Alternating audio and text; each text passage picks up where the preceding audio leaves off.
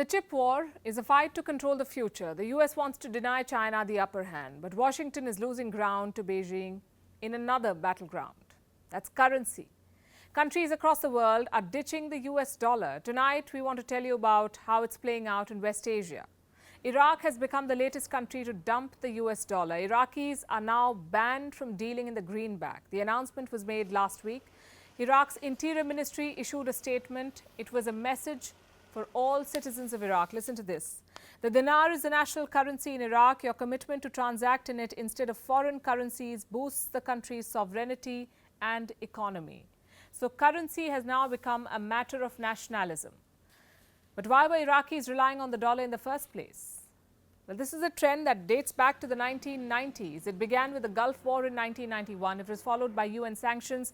And then, more than a decade later, the US invaded Iraq. All of this damaged the Iraqi currency, the dinar. It lost value with each conflict and finally collapsed when the Americans invaded some 20 years back. Just to give you an idea, $1 was worth 4,000 Iraqi dinars. So the war killed the Iraqi currency. After the war, the US established a stranglehold on the country, and the US dollar became the de facto currency of Iraq. America also helped establish the central bank of Iraq. But this is a cash-dependent economy. According to the World Bank, just 26% of Iraqi companies use the formal banking system, only 26%, about a quarter of them, and 98% of Iraq's companies pay their employees in cash. And since Iraqi dinar lacks value, the US dollar is used to make those payments. But the past few months have been turbulent. America has restricted Iraq's access to dollars. And why is that? To curb money laundering. Washington says dollars from Iraq are being funneled to Iran, Syria and Lebanon. So the Americans limited the supply. This led to a cash crunch in Iraq.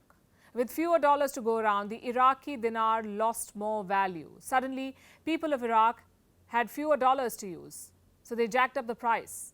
Officially, $1 was worth 1,460 Iraqi dinars, but on the street exchanges, it was selling for more than 1,700 Iraqi dinars, a single US dollar. You know what that means? When your currency is worth less, goods become more expensive, prices shoot up, inflation rises, and so does public anger. The same happened in Iraq. Citizens took to the streets. The government had to intervene. They decided to ditch the dollar and protect the dinar. Those still using the American currency will face tough punishments in Iraq, a fine of up to 1 million dinars. That's about $680. Repeat violations could lead you to jail. Businesses could lose their license. So Iraq's shift away from the dollar is out of necessity. It also shows how America controls the country 20 years after the invasion. It can cause economic havoc just by limiting the flow of dollars. Iraq's neighbors are watching all of this and exploring alternatives for themselves. In other words, they're all exploring de-dollarisation. Last year, Saudi Arabia made an announcement. It would sell oil using different currencies like the euro and the Chinese yuan. Earlier this year, the UAE began talks with India to settle non-oil bills in Indian rupees.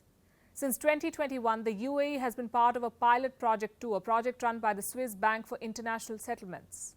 This is about making cross-border payments. It may allow nations to bypass the US dollar.